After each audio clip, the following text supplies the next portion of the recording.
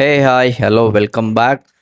கர்நாடகா பார்டரில் அதாவது ஒசூர் பெங்களூர் பார்டரில் பார்த்தீங்கன்னா வட்டல் நாகராஜ் ஒரு பொலிட்டிஷியன் பர்சன் அன்னைக்கு பந்துன்னு அறிவிச்சு நம்ம கர்நாடகாவுக்கு உள்ள எந்த வண்டியும் விடாமல் தமிழ்நாட்டு வண்டி விடாமல் பந்த் பண்ணியிருந்தார் பார்டரில். ஸோ அவர் இன்னைக்கு அரெஸ்ட் பண்ணியிருக்காங்க.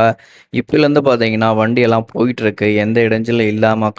பெங்களூர் காவல்துறைகள்னால ரொம்பவே ஹெல்ப்ஃபுல்லாக இருந்திருக்காங்க. இந்த வட்டல் நாகராஜ் எப்பயுமே பார்த்தீங்கன்னா இந்த காவேரி பிரச்சனை வரும்போதெல்லாம் இப்படியே தான் பண்ணுவார். இந்த கைக்கூலி அதாவது நம்ம ஊரில் டிஎம்கே கொத்தூசுன்னு சொல்கிறாங்க இல்லையா, இவர் வந்து பார்த்தீங்கன்னா காங்கிரஸ் அங்கே இருக்கிற கொத்தூஸ். எப்போ பார்த்தாலும் நம்ம காவேரி நம்ம தண்ணி கேட்கும் போதெல்லாம் இவர் பெங்களூர் பந்துன்னு சொல்லுவார். இன்றைக்கி பார்டரில் பந்த் பண்ணியிருக்காரு.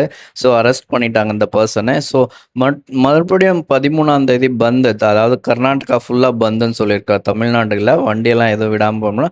ஆனால் 13ஆம் தேதி கர்நாடகா பந்துன்னு சொல்லியிருக்காரு. ஆனால் காவிரி தண்ணி தமிழ்நாடுக்கு விடக்கூடாது அப்படின்னு இந்த பர்சன் சொல்லியிருக்காரு. நீங்கள் இந்த கமெண்ட்ஸ் சொல்லுங்கள். இந்த பர்சனை அரெஸ்ட் பண்ணியிருக்காங்க. மொத்தமாக இந்த பர்சனை வந்து ஜெயிலில் போடணுமா, இல்லை உனக்கு இன்னும் கொஞ்ச நேரத்தில் இவரை விட்டுருவார் அப்படின்னு சொல்கிறீங்களா? அந்த கமெண்ட்ஸை சொல்லுங்கள்.